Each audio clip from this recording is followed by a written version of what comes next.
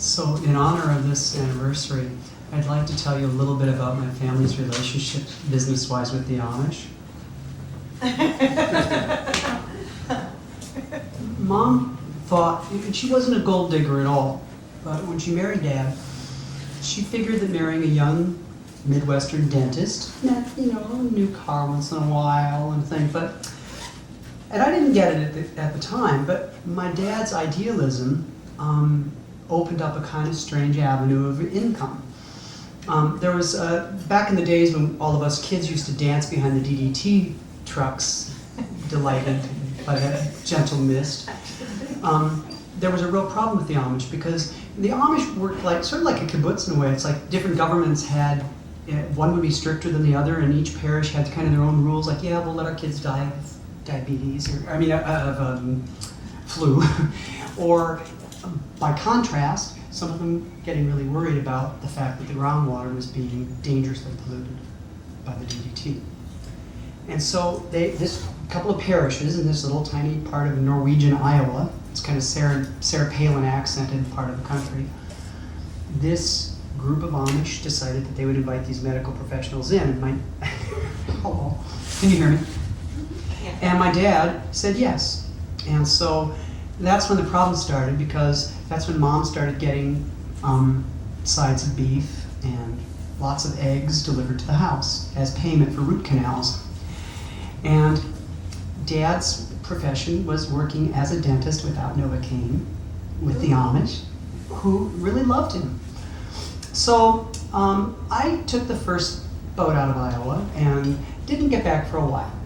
So I decided one year to go back home, and hadn't been back for a while, and I had become pretty close to a lot of the Amish. It was kind of rare for Anglos, as they called us, to be able to actually spend time. Sometimes the Amish were very them and us about it all. But a lot of my childhood playmates were Amish, and I got to actually see the barns built and all that sort of stuff, which was pretty exciting. I got back home, and Mom and I had been kind of, I had sort of just come out, and it hadn't gone very well, and I'll spare you that detail. But we decided that we would go out and see Mrs. Engelstrom, because she was somebody I had always loved, and I had sort of been a little bit grousy about. One year, Mom sent me a couple of Mrs. Engelstrom's pot holders, and it's like, for people that won't give their kids penicillin, all the pot holders were made out of full petrochemical polyester products, but they were Amish homemade, and they were lovely. So we decided we would go out. Now, one of the other things that I left in leaving Iowa was the Big Ten. Does anybody know what that means here? Yeah. Because the Big Ten is it's like there's lots and lots of people out there who really, that's a religion. But my parents were among the leaders of that particular cult. And the University of Iowa had a football team called the Iowa Hawkeyes. And the Hawkeyes, for no particular reason, their color and their brand was like a bumblebee. It was yellow and black.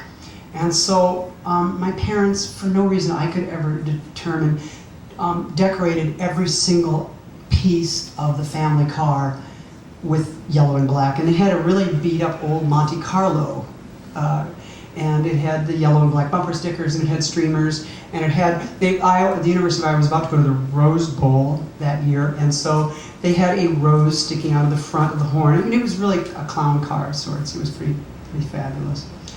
And so we got in the clown car to go out to the Amish country. Now, I've had, I've had friends from New York regularly come back to Iowa, and really are pretty amazed that it's National Geographic quality out there, because in this particular part of the country, it's 400 square miles. It's the size of Los Angeles with zero electricity.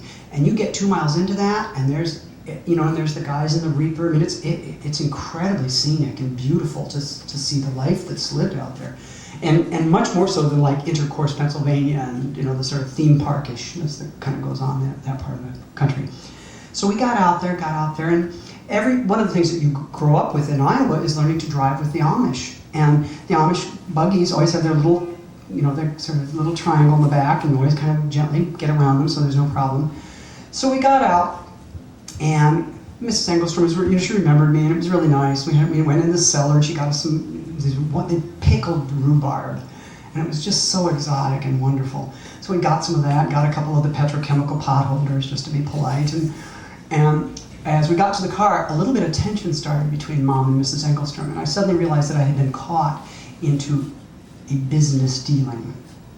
And so I waited patiently, and Mom sort of, they talked quietly with each other, and then Mrs. Engelstrom sort of turned her big, her large body and moved toward the storm cellar, and I figured what that meant. And Mom said, "Get in the trunk and get some papers." And I said, "Okay." So I opened the trunk, and of course it's filled with black and gold coolers and black and gold blankets and black and gold, and there's no newspapers at all.